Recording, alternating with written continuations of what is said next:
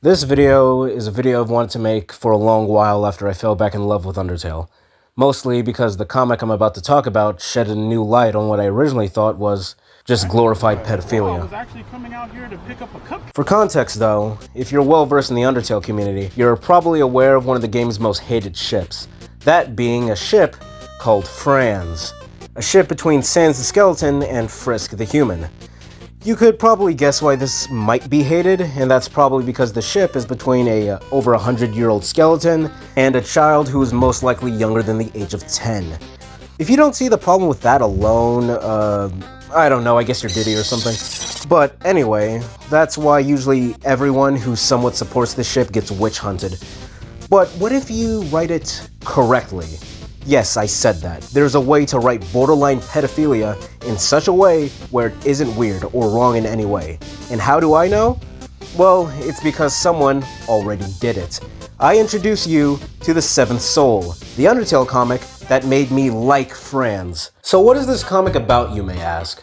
Well, obviously I'm going to tell you about it. It's not going to be anything overly detailed, I mind you. I'm not Vadi Vidya telling you every single bit of lore like I get paid for this. I'll just show this to you like how I'd show to anyone else. Since this comic is long as hell as well, I think it's best that I cut this into individual parts for my own sake. Since considering the length of each part on Sans Comic TV's dub, oh yeah, I don't have a hint of British in me, dog. I'm not staying here for 7 hours. So again, what is this comic about? From what I can gather, the comic is like a hardcore version of the original Undertale universe, where the Royal Guard actually do something with their life. Yeah, you know, the guys who you canonically only have like 3 individual encounters with? No, the sentries don't count. Yeah, those guys actually do stuff here for a change. In fact, they are basically the major threat in this whole series, which I love. People need to play with the aspect of the Royal Guard more, since despite being an Undertale nut, the only other story where the Guard is more prevalent is something like Thorn in My Side, which is like half counts, since it's not even primarily about the Guard. Anyway, I'm getting ahead of myself. I said this story has elements of Frans in it, correct? Well, let me begin. After a little bit of exposition, we open up on ULC fodder and a baby papyrus playing tag in the snow, where Sans decides to cheat by using his teleports. Hey! That's cheating! Didn't know tag had rules. You know you're not supposed to teleport without Dad around anyway. What if you get lost again? Nah, come on, bro. Cut me some slack. I've gotten really good at it now. Foreshadowing is a literary device whereby an author drops hints. Good evening. Sans, while still in a playful mood, decides to mess with Papyrus more. Even when he eventually slips with some ice, he took the opportunity to mess with his brother a bit, which as a sister to 7, I can commend. Slowly though, he soon realizes that he wasn't sliding across the ice, but instead sliding down the ice. Don't worry though, this comic isn't 4 minutes long. He managed to teleport away in the middle of complete nowhere. Well, by nowhere, I mean the first room is snowed in, but let's just say nowhere for effect. And speaking of first room and snowed in, he comes across what we both know as the exit to the ruins. At least I hope we both know that. You didn't click on an Undertale video without knowing about Undertale, did you? Anyway, Sans' curiosity peaks as he attempts to open the door, but it doesn't budge. And instead of using gravity magic or just walking away, he attempts to blast the door clean open, not even knowing what's behind there, I mind you. Luckily, he's stopped by his father, who I will proudly say is W.D. Gaster. You know I love hand plates already. I love me a good old Gaster, abusive or not. Also, can we just talk about this Gaster Blaster's expression? Such a cutie. Anyway, after Gaster shows why everyone would witch hunt Toby Fox if Gaster isn't revealed to be Mystery Man, he gives some expositional dialogue to Sans about the ruins. What it used to be, why monsters left, etc, etc. And then there's just this scene that, to be honest, just... You know what? I know that this video isn't about me overall explaining why I like the series as a whole, but I just really want you to look at this scene. It's just so good. Can't we go look around inside? No, I'm afraid not. The ruins are very old, rendering them very dangerous to wander about. Listen to me, Sans. There is nothing behind that door but rubble and ruin. It would be foolish and dangerous to pursue this further. Do I make myself clear? Yeah, okay. I'm serious, Sans. What? I said okay. Yes, I heard what you said. But you have a bad habit of doing the exact opposite of what you are told to do, as recent events would prove. That's right. Don't think I've so easily forgotten how you came about being here in the first place. So Papyrus told you about that, huh? What am I going to do with you? You could, not give me another long and boring lecture. Your suggestion has been noted. Come along, then. Your brother has been very worried about you. Oh, right. I guess he would be.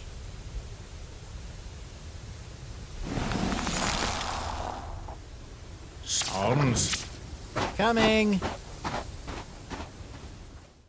Absolute cinema. I have nothing else to say but that. The writing in this comic is phenomenal, and Sans Comic TV's voice dubs enhances it so much that I just love it even more. This might not be that interesting to you, but as an aspiring author myself, I tend to really pay attention during dialogues like this, especially if I'm writing a character with similar attributes. You can easily tell from this scene alone that Gaspar is a chill dad that deals with his couch potato of a son on the regular, with zero exposition. And that's not even me saying exposition is bad. Exposition can be great in some cases, but if you're able to organically flesh out a story while only giving the bare minimum of context, I'm marrying you. This is why I like Fallout and Souls games for their environmental storytelling.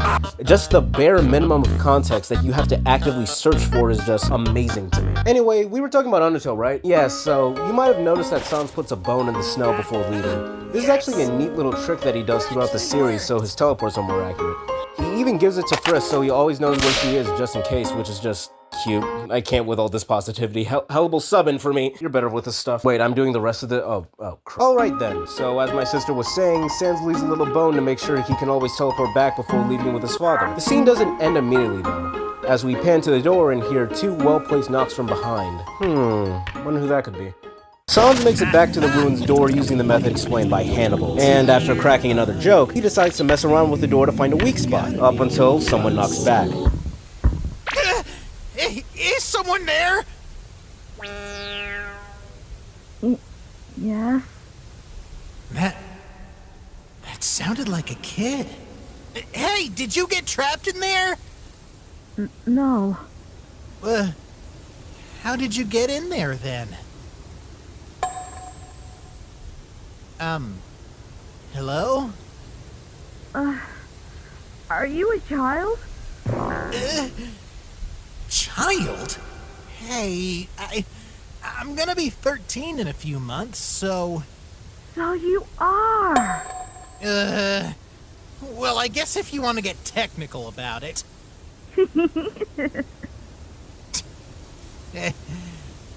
So what's your deal, anyway? You don't sound very old yourself. I'm 11. Hey, just like my brother.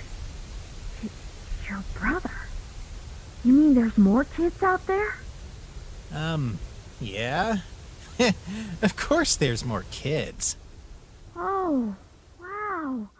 I wanted you to catch that little tidbit there. Their age gap has been reduced from a 20 to 90 year age gap to a measly 2-year age gap, instantly fixing any other problem this comic might have involving their relationship. If it wasn't obvious, the person behind the door is Frisk. For some reason, I thought it was Toriel my first time watching, until Frisk said she was 11. Pretty sure they just share a voice actor, and that's why I got confused, but whatever. This chapter is the start of everything else I want to talk about in this series, at least until I feel like talking about it more. If you want to see this story in full with no spoilers or cuts for time, please just go watch it yourself. I forgot exactly where the comic is, but you should be able to look it up, and if you want to watch the comic dub, you can always just search up Seventh Soul and Sans Comic TV's dub should appear for it. Remember, from now on, I am only talking about these door scenes. Back to the children though. A lot of these beginning scenes are these behind the door little talking sections, which seem to be routine until around their early 20s. These little chats are cute to watch and just immerse yourself in the story. And despite my vocabulary being very exquisite at times, I can't even really put into words how much I love this style of relationship building. It's like a slightly more personal long-distance relationship, just just talking to someone you don't even know personally, but know personally. There's great scenes in this comic, don't get me wrong, but these scenes are the personal peak for me. And it's not like they are ever overused or underused. I feel like you just get enough information from this, to be honest. If you need more convincing that I like these scenes, I described these specific scenes on my English test for how to write a love story. Yes, I used a freaking Undertale comic as an example for the optimal way to write a love story. I am insane, I know. And we can't forget the scene about Sans leaving Frisk after joining the Royal Guard, which I said were going to be a bigger influence in this comic for a reason. But anyways, this is the first time in a while watching a comic dub where I physically had to stop watching and look in a mirror to check if I was crying or not. Because this scene made me tear up. I was actively tearing up just thinking about that scene.